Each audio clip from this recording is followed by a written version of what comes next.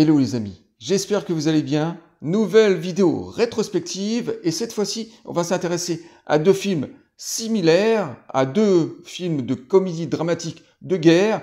Le tout premier film, Premier Juré, et le second, Après la guerre. Commençons tout de suite par le premier, Premier Juré.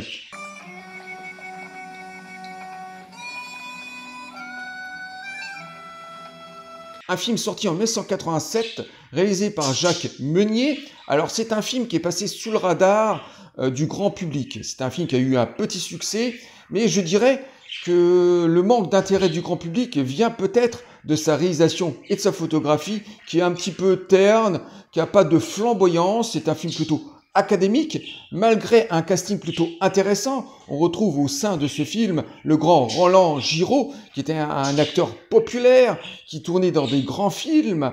Et au niveau de son casting d'enfants, les jeunes acteurs sont relativement bien choisis et on s'attache facilement à eux.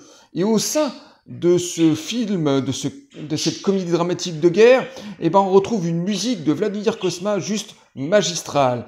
D'ailleurs, la musique de ce film a été réutilisée pour un autre film qui s'appelle Renard jaune, qui était sorti la même année, un film de Mocky, un polar dramatique assez noir. Et je dirais pour ma part que je préfère la version du Renard jaune, parce que je trouve que la musique est beaucoup plus déchirante, on est plus dans le classique, beaucoup plus de symphonie, et dans la version de Premier Juré, on est beaucoup plus dans la fantaisie, de la comédie dramatique de guerre.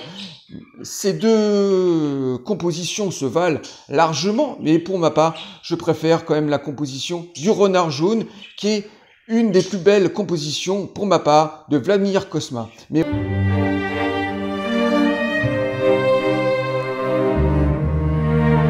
revenons maintenant à ce film, Premier Juré, qui possède deux thèmes différents dans ce film. Il y a la trajectoire des parents et la trajectoire des enfants. La trajectoire des enfants, voilà, c'est l'insouciance, c'est l'innocence de ces enfants qui grandissent pendant la Seconde Guerre mondiale, qui connaissent leurs premiers émois, leur première histoire d'amour avec un personnage qui s'appelle Marie, et des copains espiègles qui font leurs premières bêtises.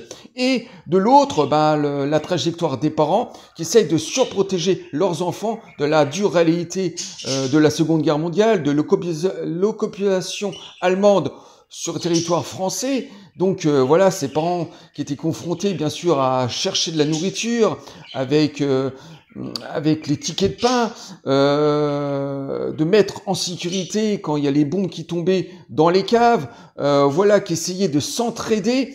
Et bien sûr, ces deux trajectoires vont se rejoindre parce que les enfants vont découvrir, bien sûr, progressivement la dure réalité de la guerre, entrecoupée de scènes espiègles. Donc c'est un film à la fois touchant et dramatique. Vraiment, c'est ridicule, nous n'allons pas rester sous les bombes. Tu fais ce que tu veux, mais n'oublie pas qu'il n'a jamais reculé devant l'ennemi, lui. Mais quel... Et ce film, voilà, il passait totalement sous les radars, je le répète, parce que ce film était noyé dans une multitude de films qui étaient dans le même thème. À la fin des années 70 et surtout dans les années 80, on avait de grands films comme Au revoir les enfants, qui était un film déchirant, un vrai drame, qui racontait la jeunesse de ces enfants juifs qui étaient persécutés par les Gestapo, et le Troisième Reich, qui était caché par des familles françaises et le gouvernement français. Donc un film extrêmement culte que je vous conseille vivement de découvrir.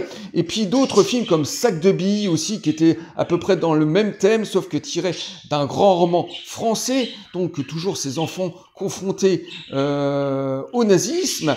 Et puis bien sûr Le Grand Chemin, même si Le Grand Chemin ne parle pas du thème de la Seconde Guerre mondiale, mais c'est un film extrêmement social qu'on ne présente même plus sur le thème de l'enfance. Et Premier Juré était sorti dans le même sillon que ces quelques classiques que je viens de vous citer, mais il y en avait d'autres aussi. Et voilà, il est passé un petit peu sous les radars. Je ne comprends pas. Séduire celle qui était pour moi la plus belle fille du monde. Alors, c'est un film pourtant très intéressant, très touchant, de ces différents thèmes et orientations, à la fois parents et enfants. Et c'est un film comme ça que je vous découvre vivement de redécouvrir Premier Juré, un film magistral. Et enfin, deuxième et dernier film de notre sélection, le film Après la guerre. Je vous aime bien. Vous êtes rigolo. Nous aussi on t'aime bien malgré que tu sois moche.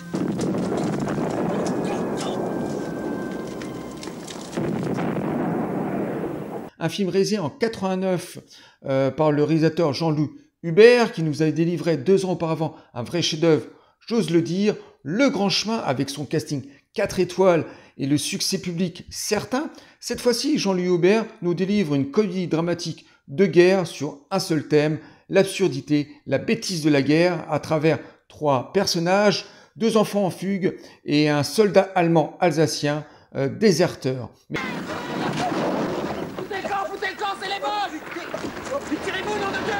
Et avant de revenir sur la critique de ce film et de vous dire ce que j'en pense, revenons sur un plan technique. Autant sa réalisation et sa photographie est flamboyante, ce film est supérieur même à Premier Juré qui était plutôt académique. Cette fois-ci, au sein de sa réalisation, c'est beaucoup plus personnel. La photographie pleine de couleurs et de maîtrise.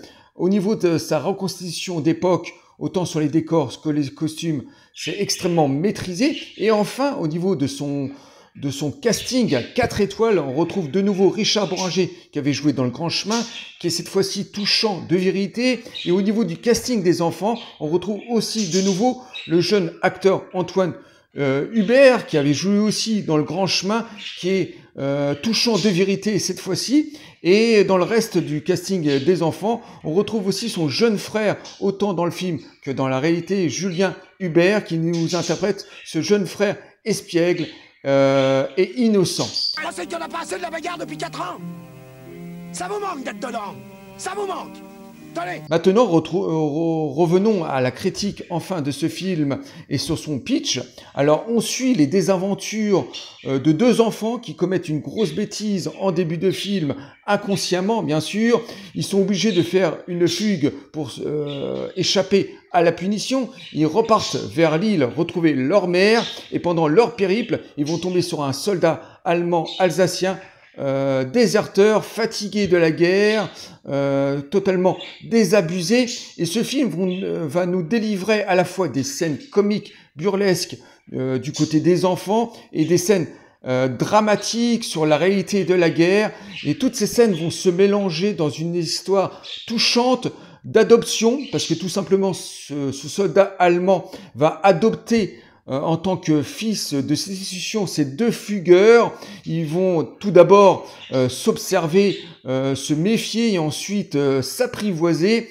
Tu sais combien il y a d'étoiles au drapeau américain, toi? Autant que les soldats qui vont défiler dans la rue principale. Lève-la! Et je dirais même que la fin de ce film rattrape la réalité de la guerre, parce que pendant la guerre, il y a eu une division SS qui descendait du front de l'Est, qui avait complètement décimé par vengeance un village français, tué tous ses habitants et brûlé le village. Et la fin de ce film rattrape la réalité en nous décrivant une fin à peu près similaire, totalement déchirante. Et même au sein de ce film, on retrouve un score, une musique totalement maîtrisée, extrêmement symphonique, burlesque pour des scènes comiques et déchirante pour ces scènes dramatiques. Voilà, pas besoin de vous rajouter de plus pour vous conseiller de découvrir Après la guerre, qui est un film extrêmement maîtrisé, hein, un deuxième chef-d'œuvre après Le Grand Chemin pour ce réalisateur. Tout est maîtrisé, la réalisation, la photographie et bien sûr le casting qui est extrêmement convaincant. Après la guerre, un film magistral que je vous conseille vivement de découvrir. Il a mal au cul. Au dos. J'ai mal au dos. Comment c'est ton nom en allemand? Ben voilà les amis, je viens de terminer cette vidéo rétrospective consacrée sur ces films dramatiques sur l'enfance qui étaient tournés souvent dans les années 80 et dans les années 70. 2 films magistrales qui m'a énormément touché à l'époque. Et moi je vous dis à très bientôt pour une nouvelle vidéo. Bye. Au revoir les amis.